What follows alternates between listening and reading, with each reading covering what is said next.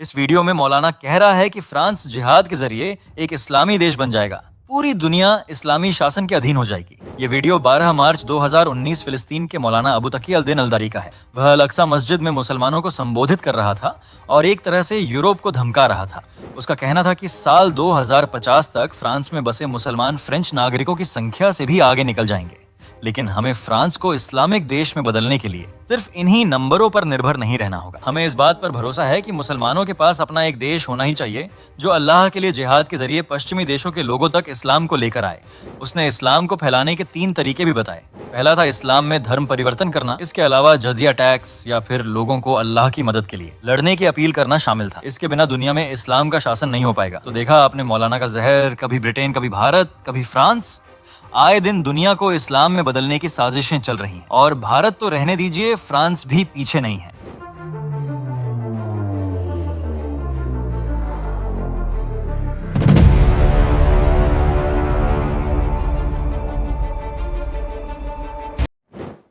France, जिसका नाम लेते ही आंखों में सबसे पहले उभरता है एफिल टावर का मंजर। जी हाँ, यही पहचान रही फ्रांस की, लेकिन वक्त का पहिया पलट चुका है। अब वहाँ हालात बदल रहे हैं। पेरिस, जिसे लोग सिटी ऑफ लाइट्स कहते हैं, न सिर्फ उसकी रोशनी के लिए बल्कि उसकी खुली सोच और आजाद ख्यालों के लिए भी। मगर आज वही रोशनी धीरे धीरे बुझ रही है। जिस फ्रांस में कभी चर्च की घंटियां गूंजती थीं, अब वहाँ अजान की आवाज सुनाई देती है। ऐसे में सवाल ये है कि क्या फ्रांस, जो कभी चर्च की पकड़ से निकलकर सेक्युलरिज्म की राह पर आया था, अब मदरसा माइंडसेट के आगे झुकने लगा है? क्या सच में फ्रांस का इस्लामीकरण हो रहा है? क्या वो देश जो कभी चर्चों, कैथेड्रल्स और आर्ट के लिए मशहूर था, अब मस्जिदों, बुरकों और फतवों का अड्डा बन जाएगा?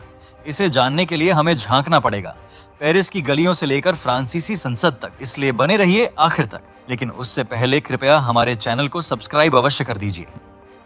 2020 के बाद से फ्रांस में एक नई लहर उठी इस्लामी कट्टरपंथ की। स्कूलों में इस्लाम की पढ़ाई, सड़कों पर शरीयत की मांग, और जो विरोध करे उसको इस्लामोफोबिक कह दो। पिछले कुछ सालों की घटनाओं ने फ्रांसियों को हिला दिया है। फ्रांस की कुल आबादी लगभग 6.8 करोड़ है। इनमें पेरिस अकेले में करीब 1.1 करोड़ लोग रहते हैं। लेकिन मसला सिर्फ गिनती का नहीं, मसला सोच का है। अगर हम धर्म के हिसाब से देखें तो फ्रांस में ईसाई करीब 47% है। वहीं सरकारी डेटा के मुताबिक मुस्लिम 11% है। लेकिन असली संख्या 13 से 15% तक मानी जाती है। अब 11% सुनने में छोटा लगता है, मगर 1990 में यही आबादी महज 4% थी, यानी 35 साल में करीब 3 गुना। और ये यूं ही नहीं बढ़ा, बल्कि इसके पीछे है तेज मुस्लिम माइग्रेशन और साथ ही कन्वर्जन। जी हाँ, आज पेरिस में तो कुछ इलाके अब नो गो जोन कहे जाते हैं, जहां पुलिस भी जाने से कतराती है। सेंट डॉनी, जिसे लोग मिनी पाकिस्तान बोलते हैं, वहां 40% से ज्यादा मुस्लिम आबादी है। मार्सेल, दूसरा सबसे बड़ा शहर, वहां मुस्लिम 30% पार। सीन सेंट डेनिस, आधी से ज्यादा पॉपुलेशन नॉन यूरोपियन, जिसमें मुस्लिम सबसे ज्यादा। इन इलाकों में क्रिसमस मनाना, शराब बेचना या औरतों का खुले कपड़े पहनना खतरे से खाली नहीं, यानी अपने ही घर में लोग डर के साए में जी रहे हैं।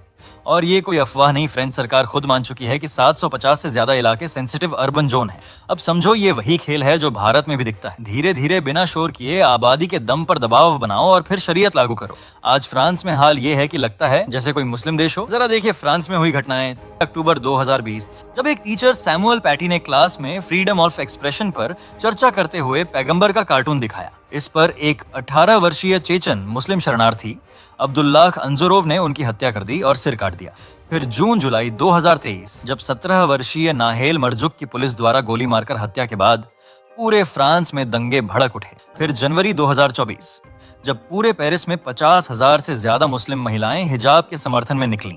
मेरी पहचान, मेरा हिजाब जैसे नारे लगे। लेकिन उनमें से कई एनजीओ दरअसल कट्टरपंथी विचारधारा फैलाने वाली थी। इतना ही नहीं, जनवरी 2025, जब फ्रांस के इतिहास में पहली बार इतनी बड़ी संख्या में इस्लामी झंडे लेकर रैली निकली। जी हाँ, करीब 2 लाख मुसलमान सड़कों पर उतरे और खुलेआम नारे लगाए, हमें शरिया चाहिए, सेक्युलरिज्म हराम है। इन घटनाओं ने फ्रांस को यह सोचने पर मजबूर कर दिया है कि क्या उसकी सेक्युलर पहचान खतरे में है? क्या कट्टरपंथी ताकतें देश की मूलभूत संरचना को बदलने की कोशिश कर रही हैं?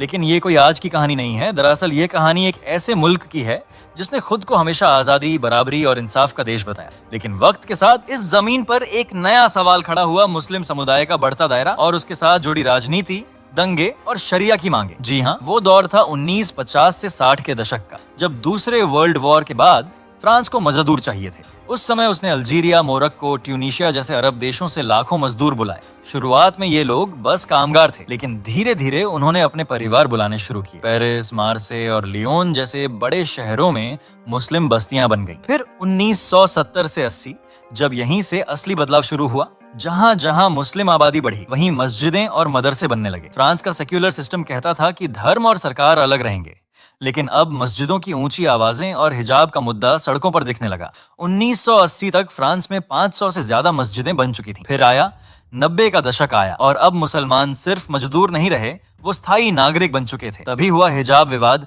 शुरू। जी हाँ, 1989 में लड़कियों ने स्कूल में हिजाब पहनकर जाने पर जोर दिया। सरकार बोली ये फ्रांस की सेक्युलरिज्म के खिलाफ है, लेकिन देखते ही देखते इस छोटे से विवाद ने पूरे देश में मुस्लिम पहचान बनाम फ्रेंच सेक्युलरिज्म की लड़ाई छेड़ दी, जिसके बाद 2004 में सरकार ने पब्लिक स्कूलों में धार्मिक प्रतीक जैसे हिजाब, क्रॉस, पगड़ी, इन सब पर बैन लगा दिया। बस फिर यहीं से धर्म बनाम सेक्युलरिज्म का क्लैश शुरू हुआ।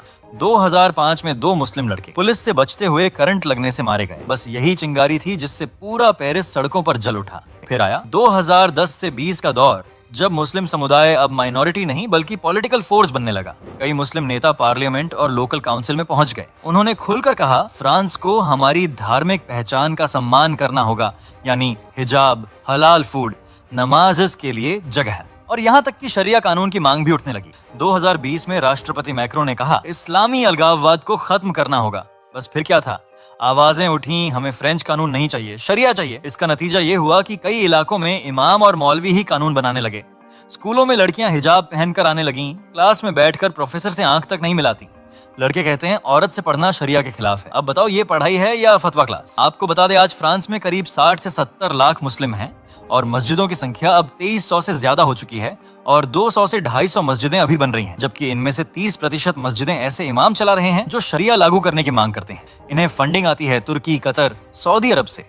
यही नहीं, कई मस्जिदों में नमाज से ज्यादा वहाँ भड़काऊ तकरीरें और कट्टर सोच फैलाई जाती है। अब जिहाद बम से नहीं, इंटरनेट से फैल रहा है। व्हाट्सएप, टेलीग्राम, यूट्यूब, इन्हीं पर लड़कों को समझाया जाता है काफिरों का खात्मा करो, शहीद बनो, जन्नत तुम्हारी। नतीजा वही लड़के स्कूल, चर्च, मॉल में जाकर चाकू या बंदूक से हमला कर देते हैं। आज फ्रांस के कई मुस्लिम नौजवान मानते हैं हम अल्लाह के सिपाही हैं, हमारा मकसद इस्लाम का राज कायम करना है। लोकल लेवल पर कई मुस्लिम नेता खुलेआम शरिया की बातें करते हैं। सरकार बार बार कहती है फ्रांस एक सेक्युलर मुल्क है, लेकिन हकीकत यह है कि मुस्लिम समुदाय अब वहां की राजनीति, सड़कों और कल्चर में अपनी अलग पहचान दिखा चुका है। आंकड़े साफ साफ बता रहे हैं कि फ्रांस मुस्लिम बहुल देश बनने की राह पर है। पिछले सालों में से जिस तरह से दंगे हुए हैं, उसने साफ कर दिया है कि इस समुदाय को कानून व्यवस्था को लात मारने में 4 सेकंड का भी वक्त नहीं लगेगा। सांख्यिकीय आंकड़ों से पता चलता है कि फ्रांस की मुस्लिम आबादी सालाना 17% की अनुमानित दर से बढ़ रही है। विशेषज्ञों का कहना है कि प्रतिवर्ष 1 लाख से ज्यादा फ्रांसीसी नागरिक इस्लाम अपना रहे हैं। इसके अलावा विशेषज्ञों का अनुमान है कि 2050 तक फ्रांस में मुसलमानों की संख्या जर्मनी या ब्रिटेन से ज्यादा हो जाएगी और फ्रांस में इस्लाम के विस्तार से राष्ट्र पर गहरे राजनीतिक प्रभाव पड़े हैं। लिहाजा अब फ्रांस में धर्म परिवर्तन का भारी विरोध होना शुरू हो गया है और मुस्लिम प्रवासियों को लेकर देश में गुस्सा बढ़ता जा रहा है। एक दौर था जब मुस्लिम यहाँ सिर्फ मजदूरी करने आए थे और आज हालात ये हैं कि फ्रांस खुद सवाल पूछ रहा है क्या वो अब भी फ्रेंच रिपब्लिक है या फिर धीरे धीरे बदलकर एक नई इस्लामिक पहचान की तरफ बढ़ रहा है। और आखिर में सबसे बड़ा सवाल, क्या इसका कोई हल है या सब खत्म होने की तरफ बढ़ रहा है? देखकर यही लगता है कि इस यूरोपीय देश में कानून व्यवस्था नाम की कोई चीज नहीं बची है। अगर सरकार डरती रही तो कट्टरपंथ और मजबूत होगा, सेक्युलर लोग देश छोड़ेंगे, शरिया की मांग खुलेआम होगी और आखिरी नतीजा होगा फ्रांस नाम का तो रहेगा लेकिन असल में तालिबानी मॉडल का मुल्क बन जाएगा। तो दोस्तों आपकी क्या राय है हमें कमेंट में बताइए। साथ ही वीडियो को ज्यादा से ज्यादा शेयर करें एवं ऐसी ही रोचक जानकारियों को लगातार जानने के लिए सब्सक्राइब करें हमारे चैनल मिस्ट्री ऑन आर्यावर्त को और हाँ बेल आइकन भी दबाएं। तो मिलते हैं अगली वीडियो में। जय हिंद, जय भारत।